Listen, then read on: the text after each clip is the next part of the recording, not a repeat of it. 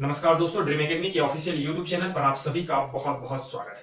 मेरे दोस्तों, MP GK की क्लासेस हमारी चल रही थी। फर्स्ट क्लास जो है अपलोड हो चुकी है। अगर आप लोगों ने नहीं देखी है तो जाकर देख लीजिए। मेरे दोस्तों, व्यापम के किसी भी एग्जाम के लिए, चाहे ग्रुप 4 का जो अभी करंट में आने वाला है, ग्रुप 4 का एग्जाम आने वाला है, ग्रुप 5 का एग्जाम आने वाला है, एमपी कांस्टेबल, एमपी एसआई या फिर अभी टीचर के जो एग्जाम चल रहे हैं, किसी भी एग्जाम की अगर आप तैयारी कर रहे हो तो एमपी जीके का आना है ना। अभी एमपीजीके का वेटेज आप लोगों ने, अगर पटवारी का एग्जाम किसी ने दिया होगा तो आप लोगों को पता होगा कि एमपीजीके का वेटेज व्यापम ने बढ़ा दिया है। पहले बहुत कम आता था, लेकिन अब एमपीजीके जो है पूछा जाता है। तो एमपीजीके के सारे फैक्ट मेरे दोस्तों हम लोग यहाँ पर देखने वाले हैं। ये इंपॉर्टेंट फैक्ट है और इसमें से बहुत से क्वेश्चन ऐसे मेरे दोस्तों जो पटवारी के एग्जाम में आ चुके हैं। तो आप समझ सकते हैं कि कितने इंपॉर्टेंट है। ये सरल नहीं है, सब कुछ इंपॉर्टेंट फैक्ट जो है मैं यहाँ पर मेरे दोस्तों करवा रहा हूँ, है ना। चलिए बात करते हैं क्षेत्रफल की। देखिए मेरे दोस्तों, मध्य प्रदेश में 52 जिले हो, 53 जिले हो चुके हैं ना। 52 जिले हैं और 53 अभी बनने वाला है। कौन सा जिला बनने वाला है ये मैं आपको बताऊंगा। अगर आप में से किसी बच्चे को याद है, किसी भी स्टूडेंट को याद है, तो आप लोग कमेंट करके बताइएगा।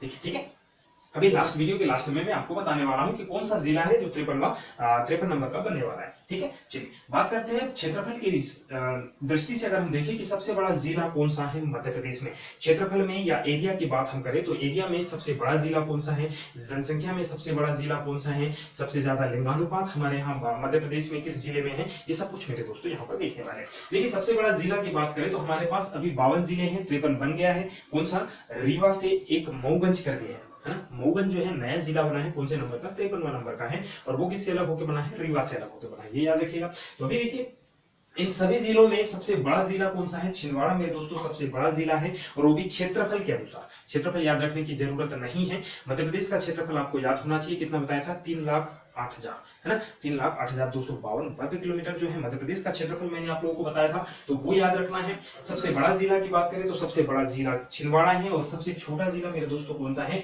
निवाड़ी है। ये भी नया ही जिला है, 52वां जिला है निवाड़ी, जो टीकमगढ़ से अलग होकर बना था निवाड़ी। तो ये याद रखना है आपको, सबसे छोटा जिला बन चुका है। सबसे बड़ा जिला क्षेत्रफल में छिंदवाड़ा है और सबसे छोटा जिला निवाड़ी है। फिर दोस्तों एग्जाम में क्वेश्चंस पूछे जाते हैं, तो इसे आप इजी लेकर नहीं चलिएगा। जनसंख्या की बात करें तो जनसंख्या में सबसे बड़ा जिला जो है इंदौर को है माना जाता है। सबसे बड़ा जिला भी है, सबसे बड़ी तहसील भी है और जनसंख्या की दृष्टि से सबसे बड़ा संभाग भी है, तो वो जो है इंदौर है। जब संभाग के बारे में पढ़ेंगे तब भी मैं आपको बताने वाला हूँ, लेकिन अभी आप यहाँ पर सिर्फ इतना याद रखिएगा कि अगर क्षेत्रफल में सबसे बड़ा पूछा जाए तो कौन सा याद रखना है आपको, क्षेत्रफल में सबसे बड़ा छिंदवाड़ा है। और जनसंख्या में सबसे बड़ा पूछा जाए, जनसंख्या की मतलब है कि जिस जिले में सबसे ज्यादा जनसंख्या रहती है वो जनसंख्या में सबसे बड़ा होगा, तो वो कौन सा हो जाएगा, इंदौर हो जाएगा। ठीक है, और छोटा जिला कौन सा हो जाएगा, निवाड़ी हो जाएगा। तो मेरे दोस्तों छोटा, क्षेत्रफल में भी छोटा और जनसंख्या में भी छोटा, कौन सा जिला हो जाएगा, निवाड़ी हो जाएगा। ठीक है, चलिए अब बात करते हैं मेरे दोस्तों जनसंख्या घनत्व की। देखिए इसको थोड़ा सा समझ लीजिएगा, यहाँ पर कंफ्यूज नहीं होना कि जनसंख्या और जनसंख्या घनत्व में, जनसंख्या घनत्व का मतलब होता है कि कितने कम एरिया में कितनी ज्यादा पब्लिक जो है रह रही है। रस या भीड़ आप लोग समझ सकते हैं कि कितनी ज्यादा भीड़ जो है कम से कम एरिया में रह रही है, वहां पर उसे हम उसका क्या कहेंगे, जनसंख्या घनत्व कहेंगे। तो मेरे दोस्तों यहाँ पर सर्वाधिक जो होता है भोपाल। भोपाल का क्षेत्रफल तो कम है लेकिन रहते बहुत लोग हैं। कंपेयर में भोपाल का क्षेत्रफल तो कम है लेकिन रहते बहुत लोग हैं, इसीलिए हम क्या रहे हैं कि भोपाल में जो है जनसंख्या घनत्व अधिक है। कितना है, 855। मेरे दोस्तों इस 855 का मतलब है कि 1 किलोमीटर एरिया के दायरे में जो है ना मेरे दोस्तों, 1 किलोमीटर वर्ग किलोमीटर के जो दायरा है, इसमें आपको कितने लोग मिलेंगे, 855 लोग रहेंगे। लेकिन ढिंडोरी में कितने रहते हैं, 94 रहते हैं। तो सबसे कम न्यूनतम जो है जनसंख्या घनत्व किसका है, ढिंडोरी का, और ज्यादा किसका है, भोपाल का। ये क्वेश्चंस मेरे दोस्तों एग्जाम में पूछा जा चुका है ना, तो इनको याद रखिएगा। देखिए ये तो बहुत कम पूछे जाते हैं, लेकिन आपसे ग्रुप 5 वाले स्टूडेंट से ये क्वेश्चंस भी पूछे जा सकते हैं, टीचर और ग्रुप 5 वाले स्टूडेंट से। ये जनसंख्या घनत्व अलग हर एक एग्जाम में पूछा जाता है। सर्वाधिक जनसंख्या घनत्व किसका है, भोपाल का, और न्यूनतम किसका है, ढिंडोरी का। तो इसमें कंफ्यूज नहीं होना, जनसंख्या सबसे ज्यादा है इंदौर की है, घनत्व जो है किसका है, भोपाल का है। लिंगानुपात की बात करें मेरे दोस्तों तो लिंगानुपात में सर्वाधिक जो है बालाघाट है और न्यूनतम कौन सा है, भिंड है। लिंगानुपात को थोड़ा सा बहुत अच्छे से समझिएगा। एमपी का कोई भी एग्जाम नहीं छूटा मेरे दोस्तों, जब कोई ना कोई शिफ्ट में ये क्वेश्चन नहीं आता है। हर एक शिफ्ट में ये क्वेश्चन पूछा जाता है किसी न किसी एग्जाम में, है ना। तो इसको याद रखिएगा। लिंगानुपात की याद करें तो लिंगानुपात सबसे ज्यादा किसका है, बालाघाट का है। लिंगानुपात का मतलब है मेरे दोस्तों कितना है, 1021, मतलब 1000 लड़कों पर 1021 लड़कियां हैं। और यहाँ पर कितनी है, भिंड में 1000 लड़कों पर 837 जो है लड़कियां है। ये लिंगानुपात आपको समझना है। इसका मतलब यहाँ पर लड़कियां कम है मेरे दोस्तों, दोस्तों अगर 1000 लड़के हैं तो लड़कियां कितनी है 837 है, और यहाँ लिंगानुपात अधिक है, यहाँ 1000 लड़के हैं तो 1021 लड़कियां है, मतलब 21 लड़कियां ज्यादा है। तो यहाँ पर लिंगानुपात सर्वाधिक है और यहाँ पर लिंगानुपात कम है। तो आपसे क्वेश्चन अक्सर पूछा जाता है मेरे दोस्तों कि मध्य प्रदेश के किस जिलों में सर्वाधिक लिंगानुपात है या फिर न्यूनतम लिंगानुपात है, और ये भी पूछा जा सकता है। तो ये डाटा भी याद रखना है 1021 है, ये 2011 की जनगणना के अनुसार है, अभी कोई जनगणना नहीं हुई तो 2011 की जनगणना के अनुसार है। साक्षरता दर की बात करें तो ये अभी जो है मेरे दोस्तों पटवारी का एग्जाम जिस भी स्टूडेंट ने दिया होगा, अगर उन्होंने एनालिसिस देखा होगा तो ये क्वेश्चन पूछा गया था कि सर्वाधिक साक्षरता दर मतलब पढ़े लिखे लोग कहां पर हैं, तो 81.1% लोग जबलपुर के जो है जबलपुर डिस्ट्रिक्ट के जो लोग हैं 81.1% लोग जो है सबसे ज्यादा पढ़े लिखे हुए हैं मध्य प्रदेश में, और न्यूनतम किसमें है अलीराजपुर में 36.1% लोग ही यहाँ पर पढ़े लिखे हैं। तो यहाँ साक्षरता दर कितनी है 81.1% और यहाँ पर कितनी है 36.1%। फिर दोस्तों भारत में सर्वाधिक साक्षरता दर किस राज्य की है, ये आपको कमेंट करके बताना है। अगर आप लोगों को नहीं पता होगा तो क्वेश्चन अक्सर एग्जाम में पूछा जाता है ना। तो सर्वाधिक साक्षरता दर मध्य प्रदेश में जबलपुर डिस्ट्रिक्ट में है 81.1%। ये डाटा पूछा गया था मेरे दोस्तों एग्जाम में, ये डाटा याद रखना है। और न्यूनतम कितनी है 36.1%, ये डाटा आपसे एग्जाम में पूछा गया था। ठीक है मेरे दोस्तों, तो इतना सब कुछ आपको यहाँ पर याद रखना है। ठीक है, ये फैक्ट बहुत ही ज्यादा इंपॉर्टेंट बन जाते हैं। इसके साथ साथ ये क्वेश्चन मेरे दोस्तों राजधानी मध्य प्रदेश की अलग अलग राजधानी है, हमें सिर्फ एक राजधानी याद रहती है कि मध्य प्रदेश की राजधानी भोपाल है। मेरे दोस्तों मध्य प्रदेश राज्य की राजधानी भोपाल है, लेकिन अलग अलग राजधानियां हैं और एग्जाम में पूछी जाती है। मध्य प्रदेश की राजधानी भोपाल है, ये तो सबको पता है, इसमें कोई दिक्कत नहीं है। ग्रीष्मकालीन राजधानी की बात करें, गर्मी के दिनों की राजधानी की बात करें तो मेरे दोस्तों हम किसको मानते हैं, पचमढ़ी को मानते हैं ग्रीष्मकालीन राजधानी।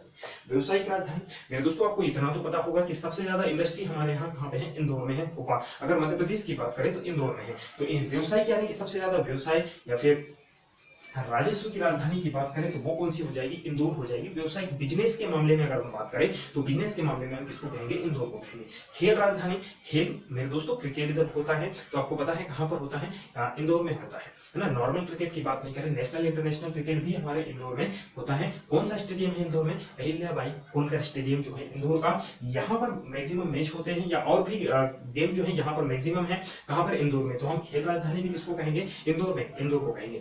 मतलब जो भी गेम होते हैं, बहुत से गेम जो है कंडक्ट करवाए जाते हैं कहां पे, इंदौर में। भोपाल में बहुत कम होते हैं, तो भोपाल को नहीं कीजिएगा। भोपाल सिर्फ हमारी एक राजधानी है, ये आप समझ लीजिएगा। राजनीतिक राजधानी अगर हम कहें तो ये हमारे पास में भोपाल है, यहाँ पर सीएम है, मंत्रिमंडल हमारा यहाँ पर है। लेकिन अगर ग्रीष्मकालीन राजधानी कहें तो पचमढ़ी होगा।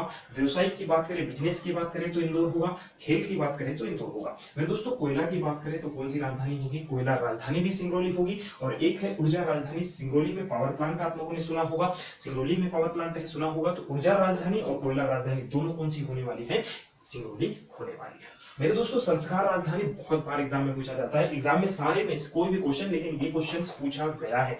तो संस्कार राजधानी की बात करें तो ये कौन सी हो जाएगी, जबलपुर को हम संस्कार राजधानी कहते हैं। मैग्नीज की बात करें, मैग्नीज कहां पर पाया जाता है मेरे दोस्तों, बालाघाट में मैग्नीज पाया जाता है। तो मैग्नीज राजधानी कहां पर हो जाएगी, बालाघाट हो जाएगी। और संगीत की बात करें, मैहर में माता मंदिर है जहां संगीत के लिए जाना जाता है। तो यहाँ पर संगीत राजधानी के लिए हम किसको कहेंगे, मैहर को।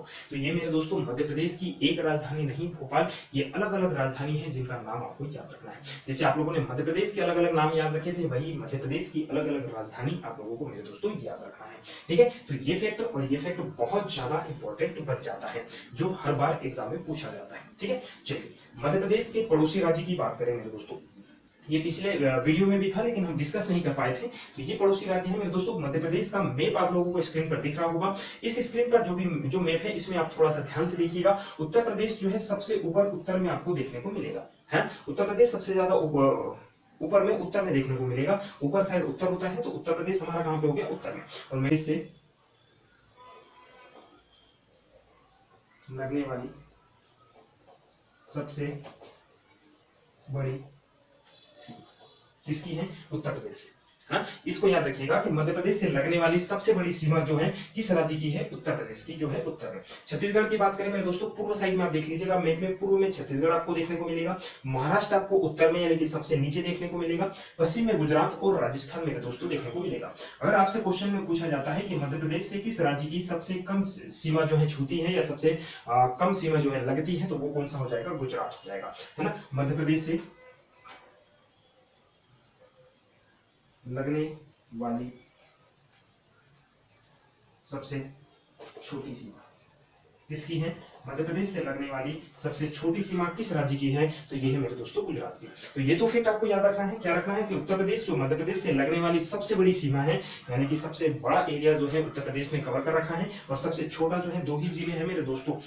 मध्य प्रदेश के 2 ही जिले हैं जो किससे लगते हैं? गुजरात से। तो मध्य प्रदेश से लगने वाली सबसे छोटी सीमा किस राज्य की होगी? गुजरात की होगी। ठीक है मेरे दोस्तों, तो स्क्रीनशॉट आप लोग ले लीजिए, स्क्रीनशॉट ले लीजिए। यहाँ से आपको सारे क्वेश्चंस मेरे दोस्तों इंपॉर्टेंट क्वेश्चंस ही हम लोग कर रहे हैं, वो आपको यहाँ पर देखने को मिल जाएगा। ठीक है मेरे दोस्तों, तो मेरे दोस्तों देखो मैं पहले से ही जो है क्वेश्चंस लिख देता हूँ, क्वेश्चंस आंसर्स पहले से ही लिख देता हूँ ताकि हमारा टाइम जो है बचे, और आप इन फैक्ट को जो है स्क्रीनशॉट के साथ जो है पढ़ पाए। कभी भी जब भी आपके पास में टाइम हो, एक स्क्रीनशॉट लेकर रख लीजिए और पढ़िए। सारे फैक्ट यहाँ इंपॉर्टेंट आपको देखने को मिलेंगे। कम टाइम में बहुत अच्छा कंटेंट मेरे दोस्तों आपको यहाँ पर देखने को मिलने वाला है। ठीक है, तो आप उनके किसी भी एग्जाम की तैयारी करो, मैं बार बार बोल रहा हूँ, आपके लिए ये चैनल जो है बहुत इंपॉर्टेंट है। अगर आप नए हो तो सब्सक्राइब कर लीजिए, और पुराने हो तो मेरे दोस्तों जितने दोस्तों को शेयर कर सकते हो कर लीजिए, अगर आप लोगों को अच्छा लगता है। और लाइक का बटन दबाना ना भूलिए, और इसके साथ साथ बेल आइकन को प्रेस करना ना भूलिए, है ना। चलिए मिलते हैं आपसे नेक्स्ट वीडियो में, तब तक के लिए धन्यवाद। जय हिंद, जय भारत।